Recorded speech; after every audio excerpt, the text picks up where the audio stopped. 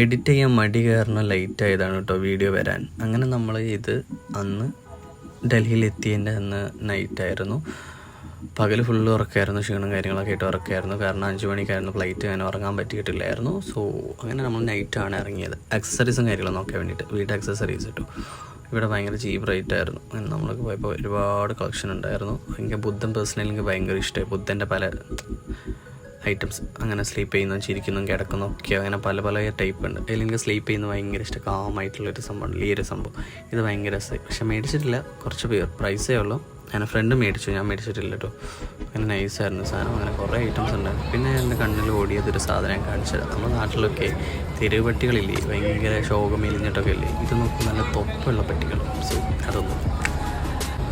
ഇത് പിന്നെ ഡൽഹിയിലെ 2ാമത്തെ ദിവസമായിരുന്നു. ഊബറൊക്കെ വിളിച്ചിട്ട് ഞങ്ങൾ അടുത്ത ചീപ്പർ പ്രൈസിൽ സാധനം കിട്ടുന്ന സ്ഥലത്തോട്ട് പോയി. സോ ഇങ്ങനത്തെ തന്നെ അല്ലായിരുന്നു. പിന്നെ ഉച്ച ടൈമിൽ പുറത്തേ ഇറങ്ങാൻ പറ്റില്ല, ഭയങ്കര ചൂടാണ്. നമ്മൾ കേരളത്തിനെ അപേക്ഷിച്ച് ഭയങ്കര ചൂടാണ് ഡൽഹിയിലിട്ടു. തണുപ്പാകുമ്പോൾ നല്ല തണുപ്പ്, ചൂടാകുമ്പോൾ നല്ല ചൂട്. അങ്ങനെ ഞങ്ങൾ ഊബറൊക്കെ വിളിച്ചിട്ട് പോയി. സോ നല്ല കേരളത്തിൻ്റെ അത്ര പോരാ, എന്നാലും പ്രകൃതി വലിയ കുഴപ്പമൊന്നുമില്ല. അങ്ങനെ പ്രകൃതി കണ്ട് ആസ്വദിച്ച് പോയി. ഓട്ടോൻ്റെ പോലെ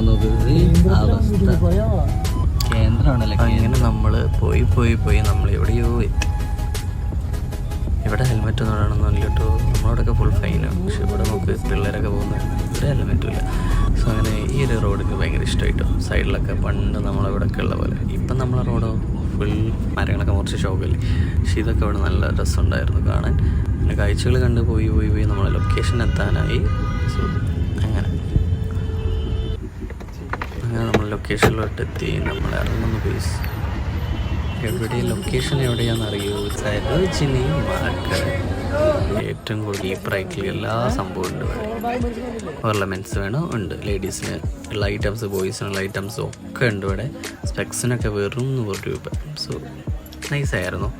സെയിൽ പ്രൈസ് 100 മീൻസ് 100. സോ അങ്ങനെ നമ്മളെ പണ്ടത്തെ നൊസ്റ്റാൾജിയൊരു സംഭവം ഇല്ലേ, സോഡ, പിന്നെന്താ കുലുക്കി സോഡ, അങ്ങനെ എന്തല്ല പറയുന്ന ആ സംഭവം.